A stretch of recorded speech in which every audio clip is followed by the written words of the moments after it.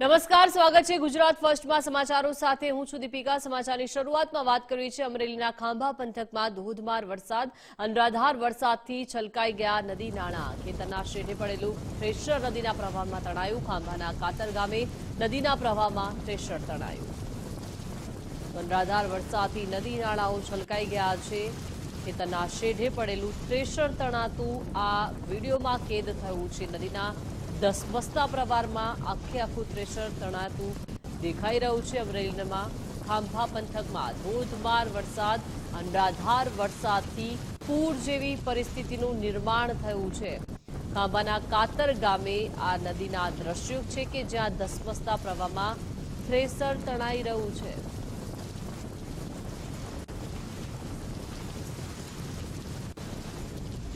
તો અમરેલી સાવરકુંડલા પંથકમાં અનરાધાર વરસાદ વરસ્યો છે। સાવરકુંડલા શહેર સાથે ગ્રામ્ય વિસ્તારોમાં વરસાદી માહોલ।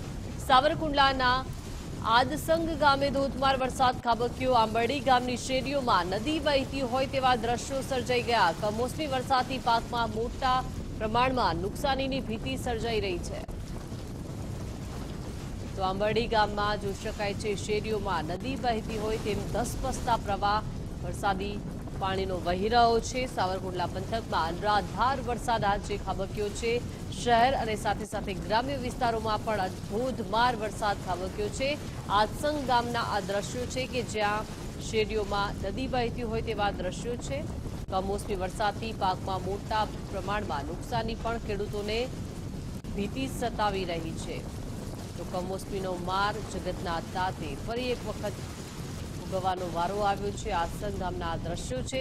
શેરીઓ બજારોમાં વરસાદી પાણી વહી રહ્યા છે, જાણે કે નદી વહેતી હોય તેવા દ્રશ્યો સર્જાઈ ગયા। તો આ તરફ ગીર સોમનાથ ઉનામાં માવઠાથી ભારે નુકસાન થયું છે।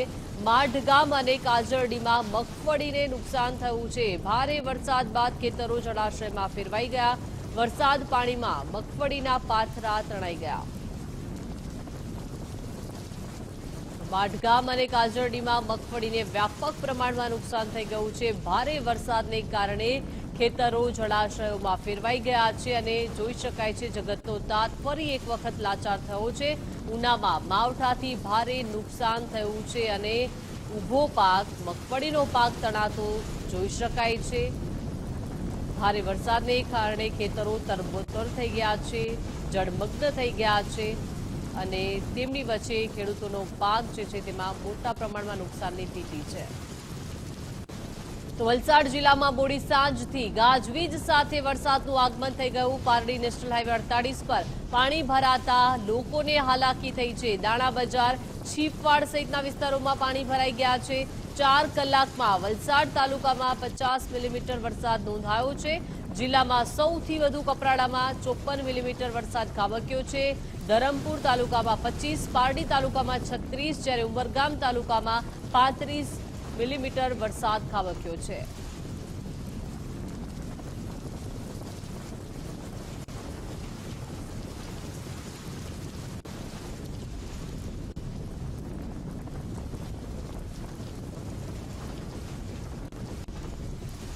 તો વલસાડમાં ભારે વરસાદ બાદ વરસાદી પાણી ભરાયા છે। છીપવાડ વિસ્તારમાં પાણી ભરાતા લોકોને હાલાકી થઈ છે।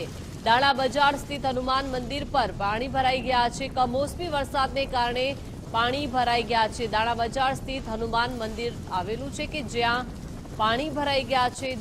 કમોસમી વરસાદ ખાબકી રહ્યો છે, જેના કારણે વિવિધ વિસ્તારોમાં પાણી ભરાઈ ગયા છે અને લોકોને પારાવાર મુશ્કેલીનો સામનો કરવાનો વારો આવ્યો છે। છીપવાડ વિસ્તારના દ્રશ્યો છે કે જ્યાં વરસાદી પાણી ભરાઈ ગયા છે, લોકોને હાલાકી થઈ રહી છે। હનુમાન મંદિર પર પણ પાણી ભરાઈ ગયા છે। તો સતત કમોસમી વરસાદ વરસી રહ્યો છે। વલસાડમાં ભારે વરસાદ અને નીચાણવાળા તમામ વિસ્તારોમાં પાણી ભરાઈ ગયા છે। સવારથી જ વરસાદી માહોલ છે। તો રાજકોટના ગોંડલ શહેરમાં કમોસમી વરસાદ ખાબક્યો। સવારથી જ શહેરમાં વાદળછાયું વાતાવરણ અને મોડી સાંજે શહેરમાં ધીમી ધારે વરસાદનું આગમન થયું। કમોસમી વરસાદને પગલે ખેડૂતો ચિંતિત બન્યા છે। વહેલી સવારથી જ વરસાદી માહોલ અને ધીમે ધીમે સાંજ પડતા વરસાદની તીવ્રતા ઘટી ધીમી ધારે વરસાદનું આગમન જે છે તે ગોંડલ શહેરમાં જોવા મળ્યું।